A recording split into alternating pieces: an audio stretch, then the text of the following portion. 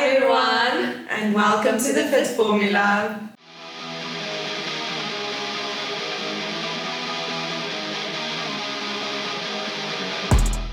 So today we will be starting with episode 2, where we'll be tackling 22 of the most common fitness and nutrition myths that we're going to bust. We will also be linking all the research in the description for the gurus that want to check out what we're talking about, if you want to go more in depth into the research, so we will link that below. The first myth that I'd like to bust is sweating more means you're burning more calories, which is not true. Sweat is not your fat crying. The simplest way I can explain it is sweat is basically your body's air conditioning system. It's the way that your body is cooling down.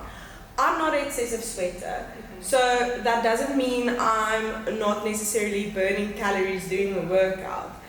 But basically it comes down to you're gonna burn more calories in a workout where your body uses more energy, of course, because that's how you burn calories.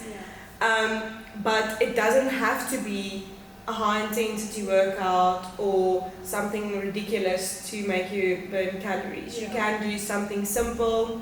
It can be low impact, it can be high impact, it can be as simple as walking on an incline and you can be burning more calories or whatever.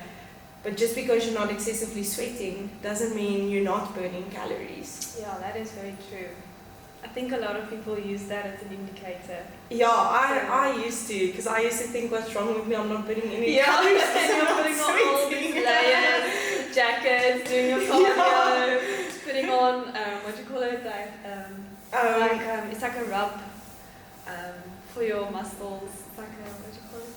I know in prep I used to do the preparation H, which is actually for piles, and then rub that on my body, and then do glad wrap over it with sweatpants and a hoodie, and I would think I'm gonna burn more calories, and that doesn't happen. No, I didn't lose more fat because I did that. No, unfortunately not. I'm a very sweaty person and it doesn't help me at all. So, but it's a good one, and I think a lot of new people in the gym would use that, like, oh, I sweat a lot today, so I'm probably gonna like lose a few pounds. You probably will lose water weight. Yeah, but that's the only thing you're not gonna burn any more significant calories. Yeah, and I also used to think about, like, back in the day when I started training, I used to think, like, if I did a fitness class, like one of those group classes, if I joined it and I wasn't like drenched in sweat, like, that it wasn't a proper workout. No, that's not. And I didn't do enough, or I didn't train hard enough, but it's not a good indicator. No, that is a myth, and we busted it. Okay, what is a myth you'd like to bust? So one we both got recently was that coffee or caffeine gives you cellulite, and it's a myth.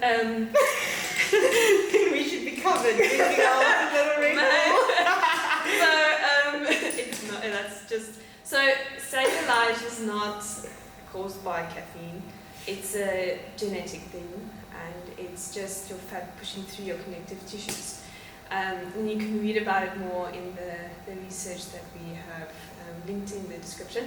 But it's not, coffee or caffeine does not cause it. It does not make it worse or make the appearance look more cellulite. It does not. It's not. So, and I don't know why people came up with that idea. And actually, caffeine is used in topical creams to actually improve the appearance of your cellulite. So they actually use it in creams to improve the look of it. But unfortunately, there's no cure for it.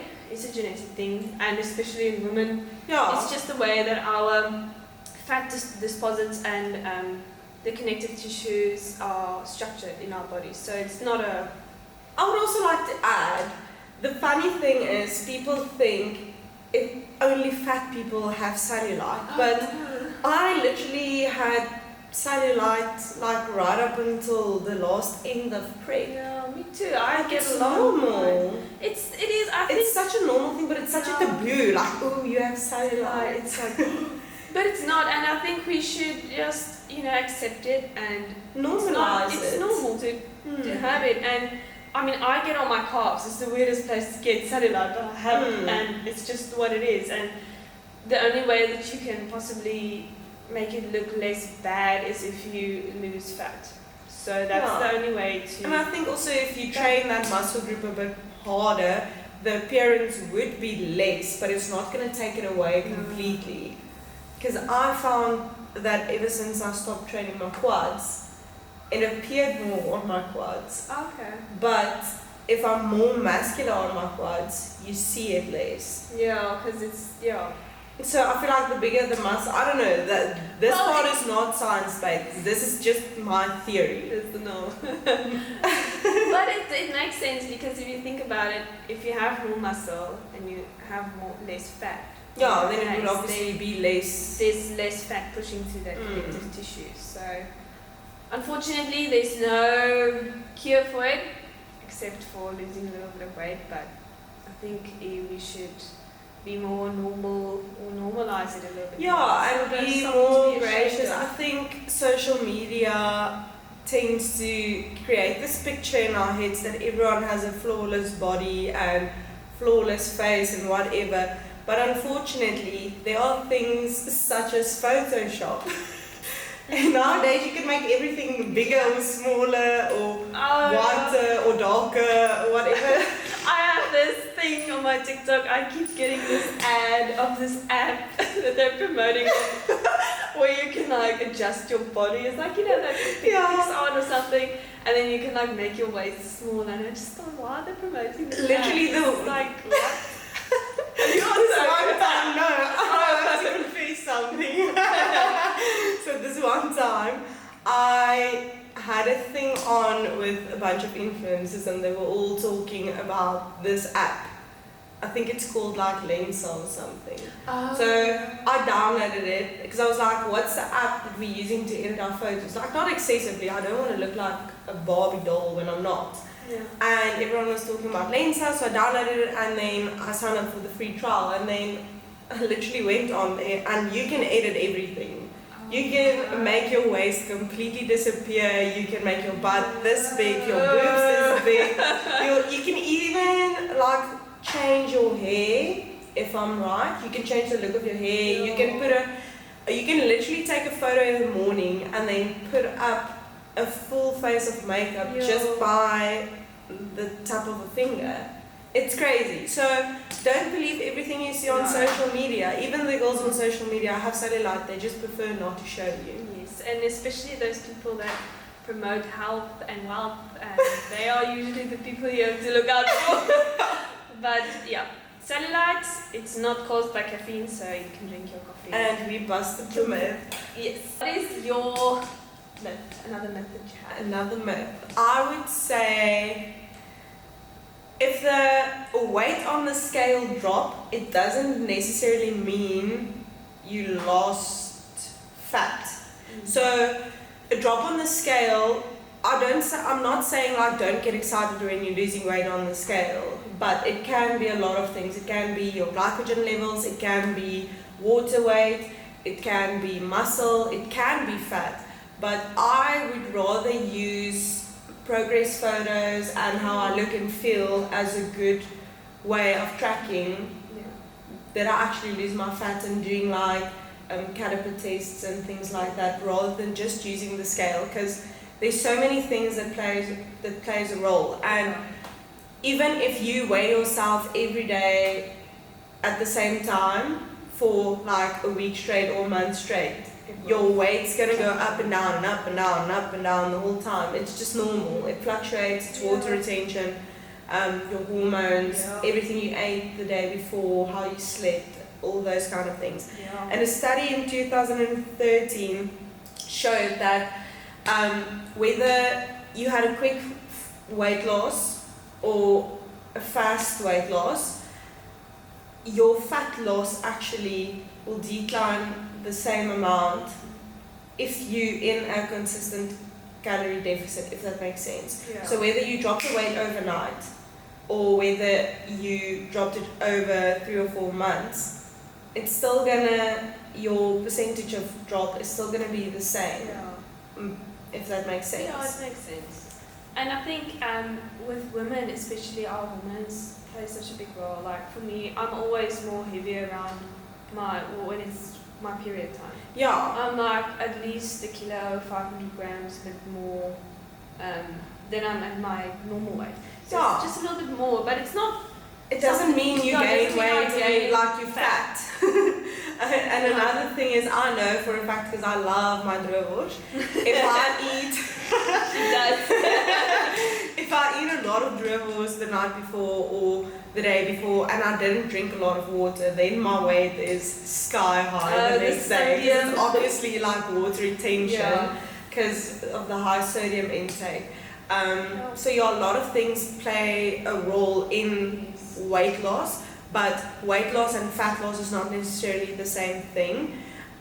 You can also, I found that I've looked a certain way at 64 kilograms and I thought, geez, I'm actually like overweight, I don't look good, I have like rolls and stuff like that, and then I've been 64 and I've been the most muscular ever that I've been. So the scale's not the way to track your progress. Don't just use that. Use it, but don't just use it. Yes. There's other things to use as well and to take into consideration. And if the scale goes up or goes down, or if the scale goes up, don't get too upset and don't get too morbid and don't jump off the bandwagon and go bizarre because you're feeling like you're not making any progress. And vice versa, if the scale drops, don't get too comfortable thinking, I've reached my goal. I would rather set goals in terms of physical things rather than the number on the scale, because it's such an inconsistent thing. It is. I always feel like if you feel comfortable in your clothes and it fits and you look at yourself in the mirror and you feel, I feel good. Even if you weigh so much more than you want to weigh, but you feel good, then I think that's a much better indicator than just looking at the scale. And I think also when you've been training for a while and you've been building muscle, your muscle's going to weigh a lot more than your fat. Yeah, definitely. So that's like when she said she weighed 64 and she looked different in both. That's like, it's self-explanatory because she obviously built muscle and the other one was maybe just more fat, but she weighed the same in both, but she just looks better in the one, or she felt better in the one because she had a bit more muscle on. I'll try and find the pictures and then we'll make a post on Instagram about it, and then you can see like literally weighing exactly the same, but it's my body composition is completely different, and there's about I think 2-year gap between the two photos. So it's quite interesting to see because again, when I initially weighed 64, I was literally like, I'm so fat. Like, what the hell? I need to go on a diet, I need to stop eating, I need to drink just water and smoothies, no solids, whatever, go very excessive. And don't do that. I wouldn't advise. It's not worth it. And 2 years later, I weighed 64 and I looked very good. Oh, there you go. Myth busted. You don't need the scale. Indicator. Yes, ma'am. Okay, what is another myth that irritates you? Probably that eating less and doing more cardio will result in a greater fat loss or weight loss. And I think why that irritates me so much is because I've been there. Yeah, we've all been there. And I know, looking back, I'm like, don't do it, it's not worth it. Because, evidently, yes, eating less, being in a calorie deficit, that does promote fat loss. That's how you lose weight. And by adding cardio, that just increases your daily expenditure, and it's just an aid to help you lose weight. But I think going in too excessively for over a very long period of time, that is harmful. because it just promotes restrictive behavior, and you're probably going to lose weight, and then you're going to binge, and you're going to end up where you started. And it's just a very, very toxic cycle. I would do it. I would say be in a calorie deficit, not excessively. So this is actually quite interesting that you're mentioning it, because it's very similar to the one that I have coming up next, because it also says that you need to be in a very big calorie deficit to lose weight. You need to be in a calorie deficit, don't get me wrong. It can be very deceiving because, okay, be in a calorie deficit, but don't starve yourself and go and eat 500 calories. I would rather push up my calories a bit higher, play it safe with my hormones, know that they're going to be fine, and include cardio, but not excessively. Like 20 minutes a day is more than enough, or 10,000 steps or whatever. And then also obviously include strength training. Yes. Because the more muscle you build, the faster your metabolism is going to be, and that means you can eat more. So why would you want to eat 500 calories for the rest of your life if you can eat 2,000 calories for the rest of your life? It just... And maintain a weight that you like. Yeah. And there's a 2019 study that shows basically everything that we just spoke about, and we'll put it in the description below. You guys can read into it more if you want to. Yeah.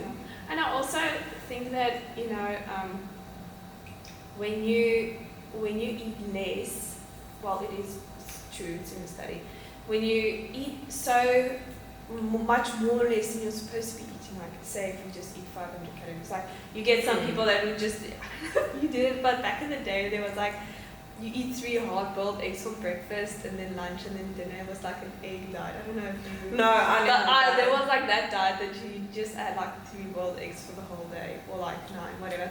But that kind of like, over time, your metabolism gets used to eating such less. I think your body adapts. Because I found when... It just slows. Yeah, and it's like...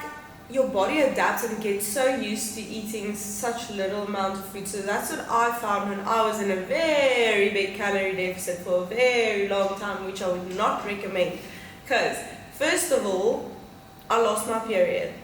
My hormones were out of whack. In fact, 2 years later, they're still all over the place. Like, I literally don't know what's going on with them. Like, it's bizarre. So, first of all, for that reason, I would say don't do it. Second of all, when you're in such a big calorie deficit for so long, I literally couldn't remember anything. I had the biggest brain fog ever. I was so irritable. I was so hungry. I was so tired. I literally had to take frequent naps the whole time. Oh, it's not nice. Why would you harm yourself in so many ways just to look a certain way? Rather go the healthy way, which is going to be more maintainable. And you're obviously not going to binge as often, because that's what I found if I was too restrictive or in too big of a calorie deficit for too long. The minute I'm out of it, I binge and I literally eat until I'm nauseous. So it harms you in so many ways, and it harms your relationship with food. And don't do it. Just don't go there. Find something that you can do for the rest of your life. And a lifestyle, something that you can maintain. And you know, I think sometimes we also think, oh, now I have to eat boring food. You don't have to. You can make interesting things. You can still make it. You can still make it knacker for you. Yeah, you can include everything in moderation. Yeah.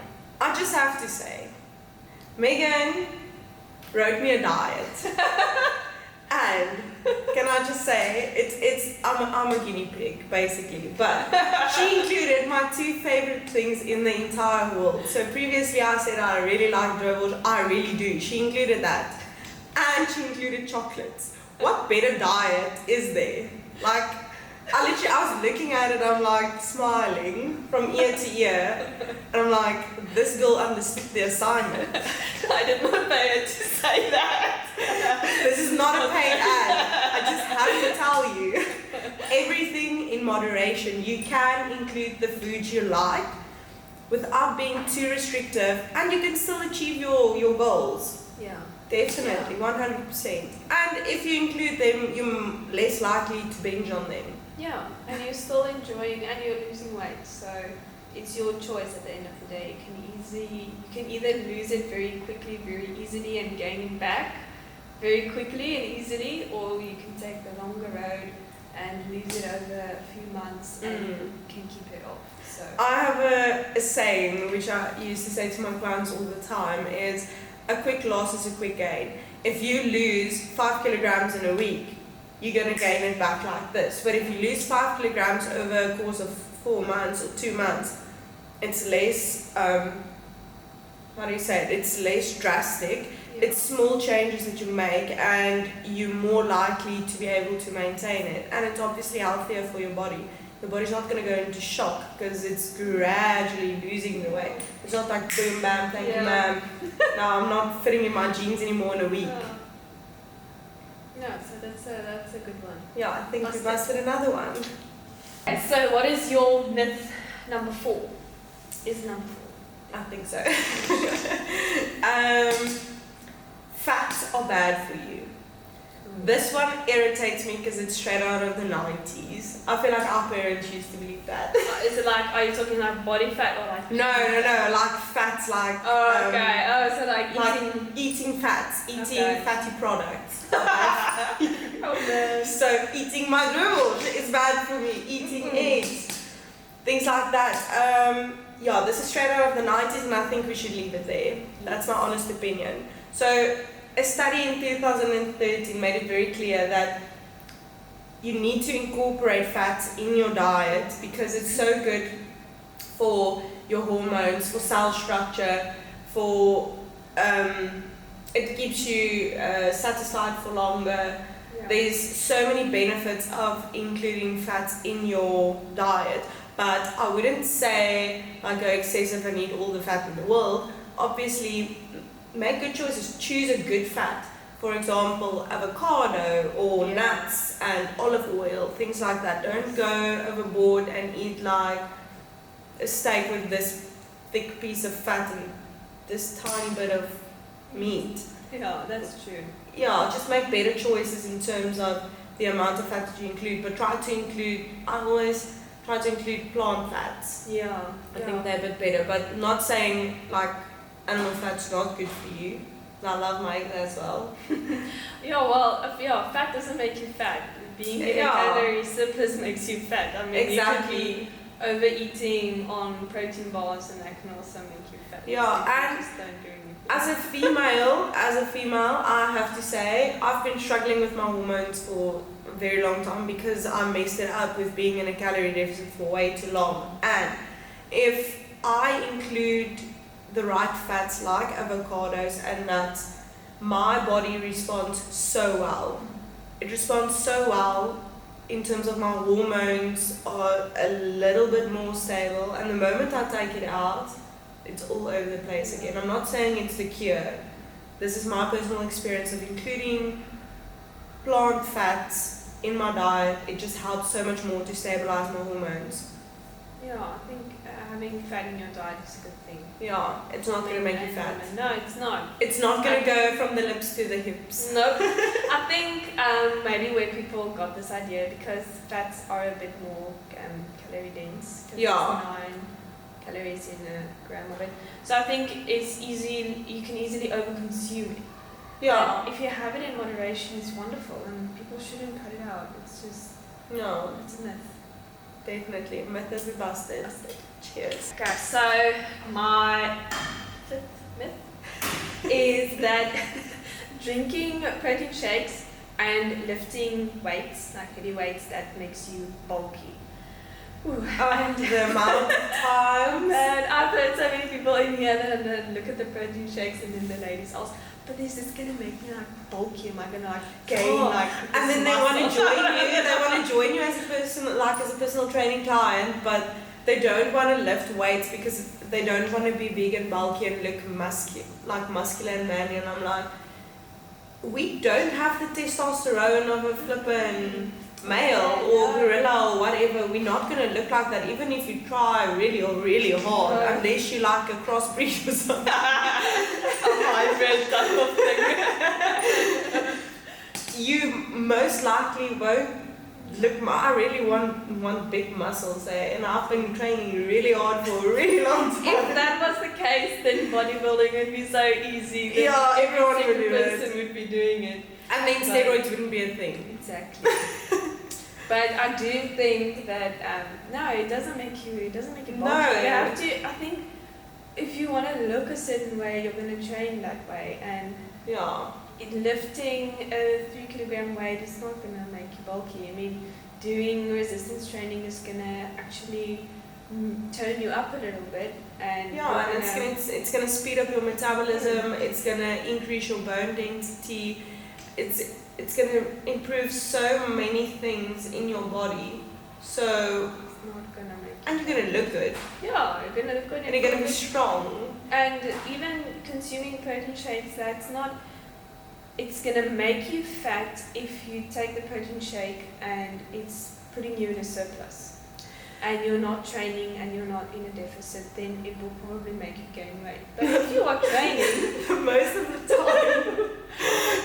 the time, the people who worry about protein shakes making them fat, I have one thing to say. It's not the protein shake, Erin. It's the chocolates. oh yes, it is not. They are so worried protein shakes are going to make them fat, but they'll sit and eat a slab chocolate and post the cake that they're eating at 10 o'clock with their friend at coffee and cream. Yep. It's not the protein shake. No, darling, it's not that. If you're in a calorie deficit, actually the protein shake will help you, because protein is such a good element or macronutrient that assists with fat loss. So we'll also put a study down below about that, because if you want to lose weight or if you want to lose fat, focus on hitting your protein goal. Yeah. And protein shakes is a supplement, and a supplement is exactly what it is, a supplement to your diet. It's something that can assist you, helping you reach your protein goal, and that will obviously help you lose fat faster. Yeah, but it's not gonna. If you're in a calorie Yeah, deficit. it's not gonna make you bulky. That's just. No, unless you consume like 100 protein shakes a day. Yeah, or if you And you're in take a one of that calorie deficit. anabolic mass stuff, you get like those. No, the mass gainers. gainer. Don't take a mass That's gainer. probably because that's just loaded with carbs and but just taking a protein shake and lifting your weights, it's not going to make you bulky unless you are going to go and lift your 50 kilogram weights for the next 10 years, then maybe you will look like a bodybuilder. And maybe even if you add a little bit of taste and a little bit of this and a little bit of that, then that's like the other point of view again. Like there's some people that actually use like some PED and then they don't work out and they look terrible. So I mean, taking the drug's not going to be a miracle. No. So there are people. You can use all the steroids in the world. It's not going to make you look like a bodybuilder if you're not putting in the work. Exactly. So. Yeah. It's 80% what you eat, 20% what you do in the gym, and if you use anything else, it's just going to assist you to reach your goals. Yeah, that split is still going to stay the same. Yeah, if you're not going to put in the work, you're definitely not going to get the results. That I can guarantee you. If you drink clean 5 times a day, you're probably just going to die of a heart attack, but other than that, you're still going to be fat if you're not in a calorie deficit. Probably not, it's just going to stay the same. Yeah. So Another myth buster.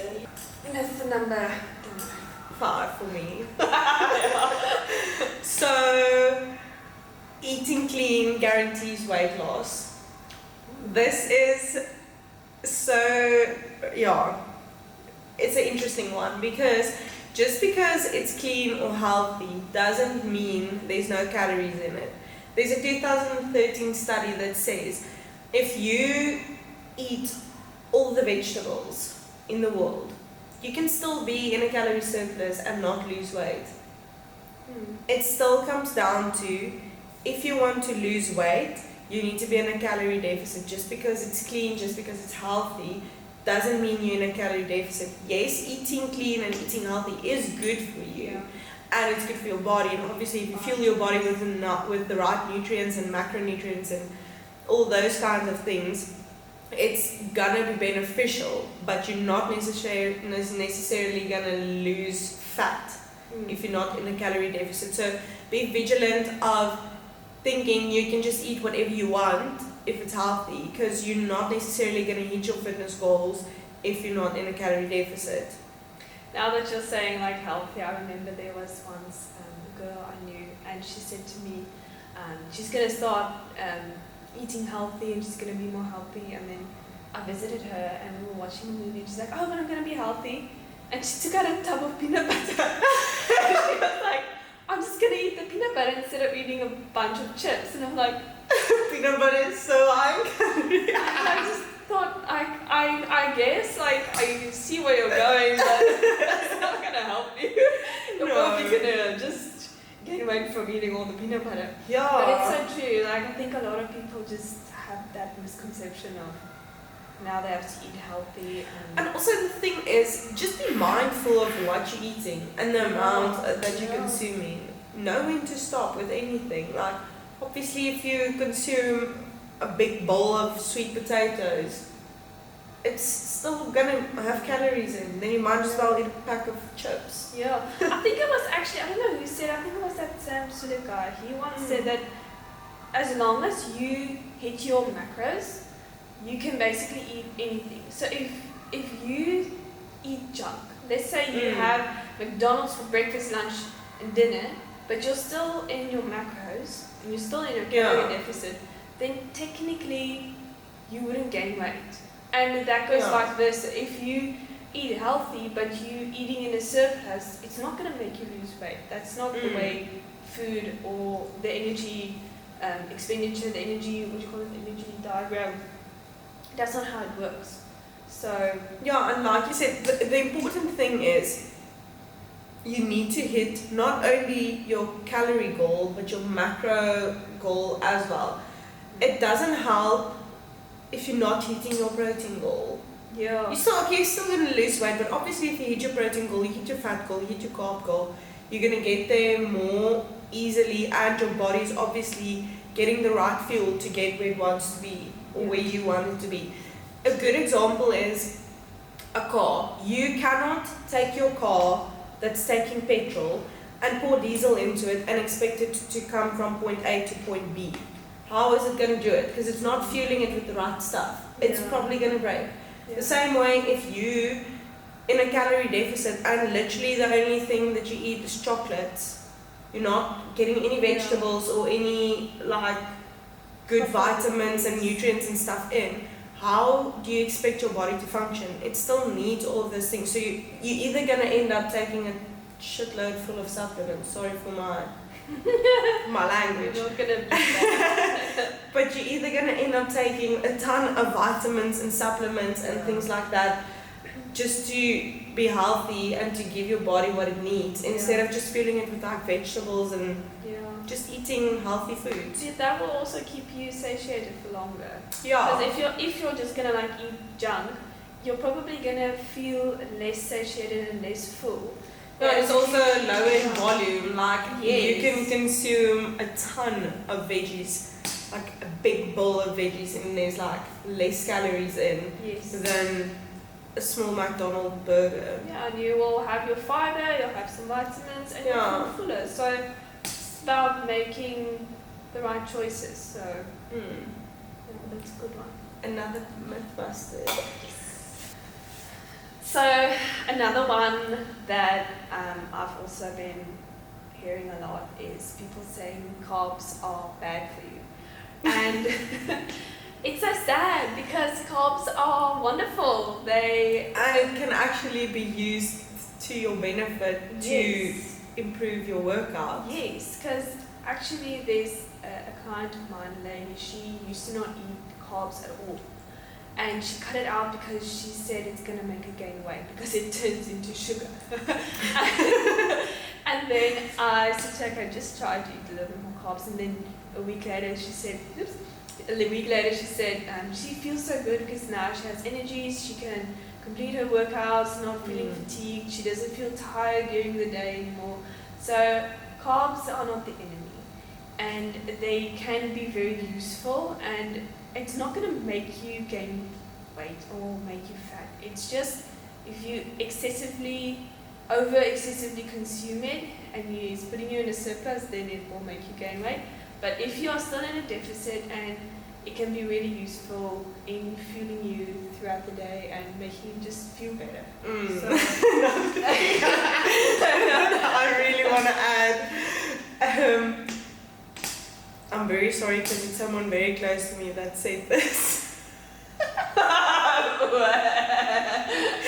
But eating carbs closer to your sleep time is not going to make you fat. Your body doesn't know, okay, it's 3 o'clock in the afternoon, I have to stop digesting carbs now, it's going to turn to fat. No, it doesn't strike. It doesn't know. So basically you can consume your foods that you need to eat whenever throughout the day. It's not going to make a difference in your fat loss. No. If you have a ton of carbs before bed, it's not, and you're in a calorie deficit, and you're hitting your macro goals, you're not going to get fat. Yeah. Nothing's going to happen. Your body is still going to burn calories through the night. Yeah. What do you think makes you breathe? How do you breathe?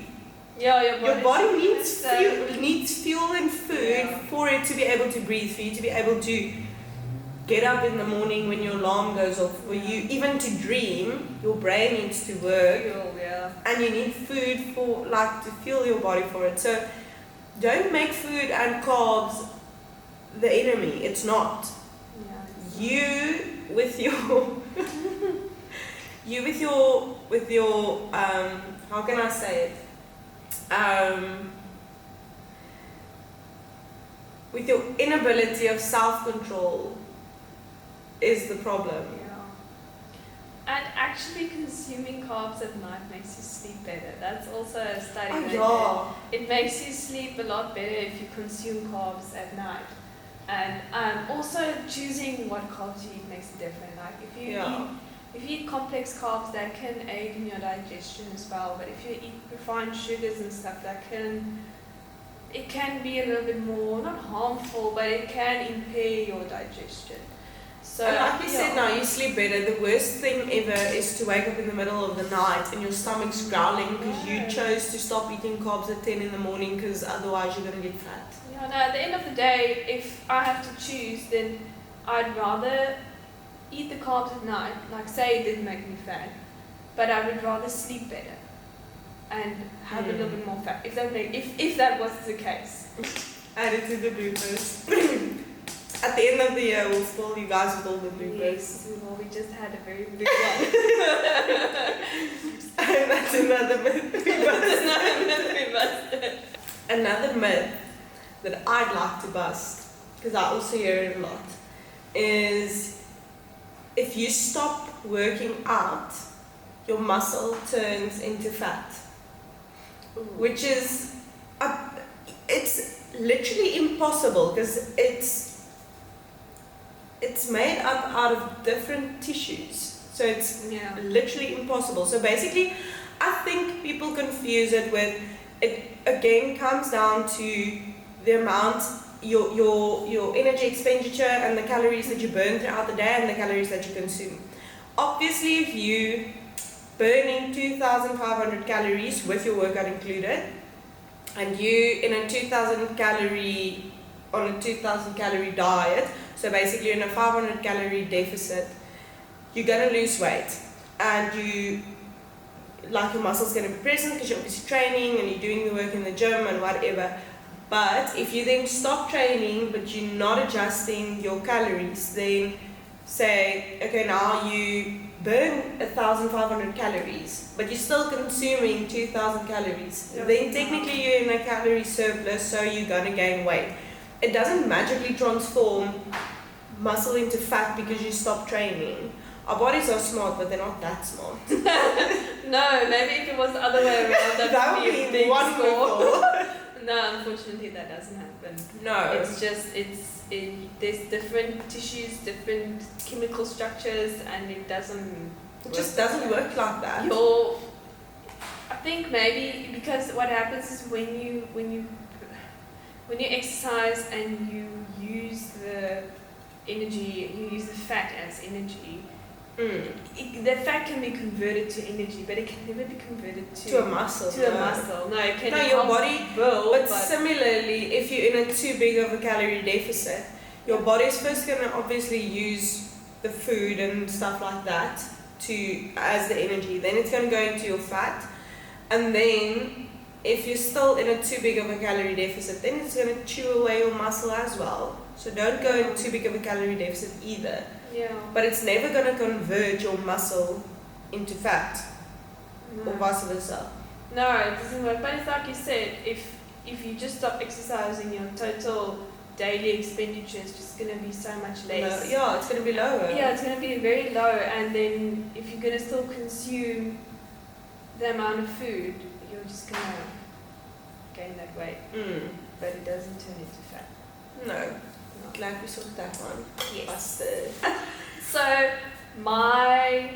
another myth that I have, and it's also been circulating a lot recently, is fat spot reduction. So, by doing just crunches or ab workouts will make you lose the tummy fat, or if you consistently just do squats, you're gonna lose all the tummy fat. I remember doing in my room. There was this thing, I think it was 2014, 2016, where thigh gap was like a big thing. And I remember going on Pinterest and like there were all these workouts like thigh gap workouts, and you did like thigh gap workout. And it didn't work, but obviously it didn't work because you can't spot reduce. It doesn't work. And the sad thing is, a lot of people think you can. Yeah. I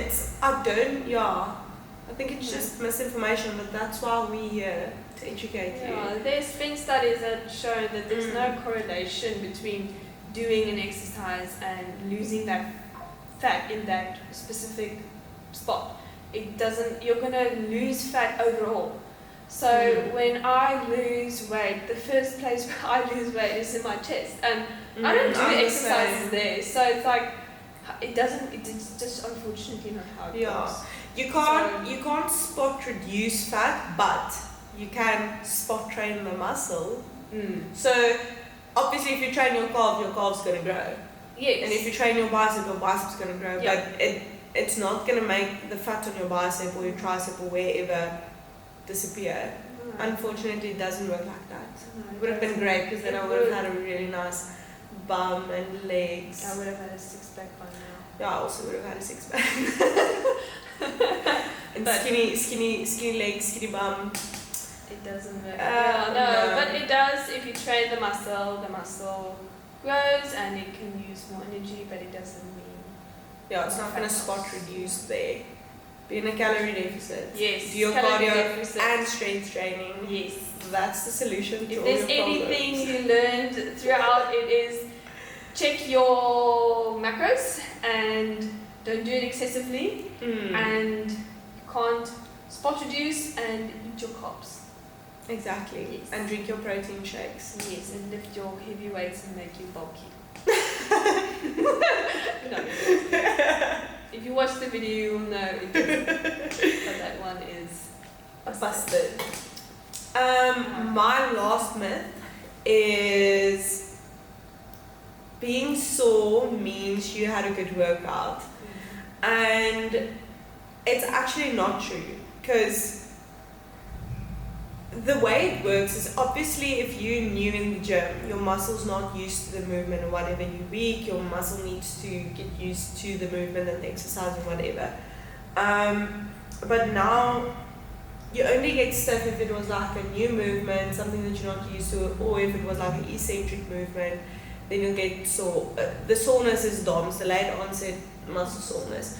So the longer you train, the less stiff you get if you follow the same program over and over again. The reason for that is you're getting stronger. And obviously if you do make the smallest change in your workout, you're going to be stiff again. And it's just the way our bodies work. It doesn't mean it was a good workout or not a good workout, or it doesn't mean you're not making progress because you're not stiff, or it wasn't, you didn't go hard enough, or whatever. It's just not a good measurement. It is not a good indicator of saying it. I mean, sometimes I've also had like a very hectic workout and then I wasn't sore at all. Yeah. And I'm like, what? But it's actually sometimes it's a good thing, because sometimes you would wake up the next morning and you're sore, but maybe you just had a bad night of sleep as well. Yeah, there's a lot of things that play a role.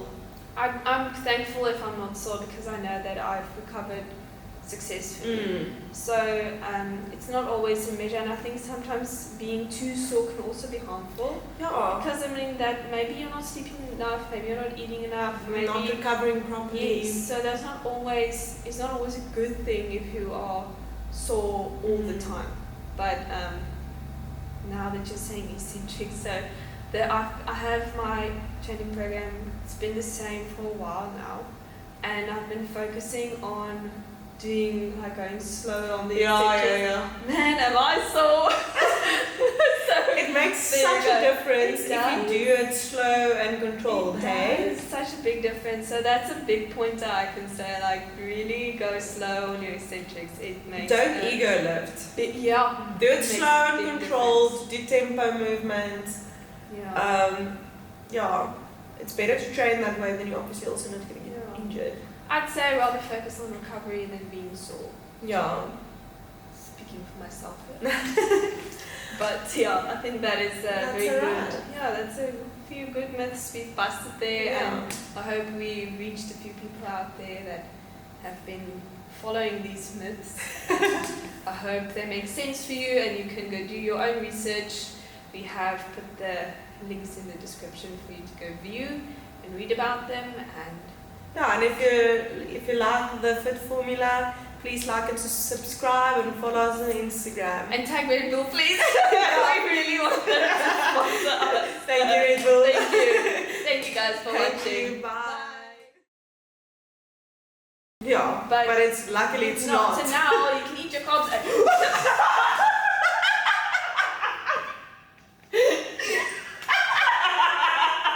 Skal ik nog mijn toeblikje Red Bull?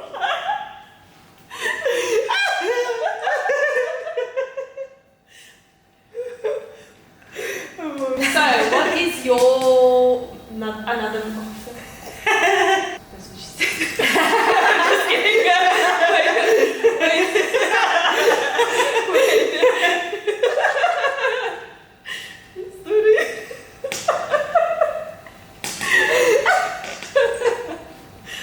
Good one.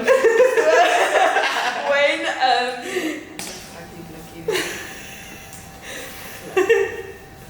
Beter spook, Roy. ja.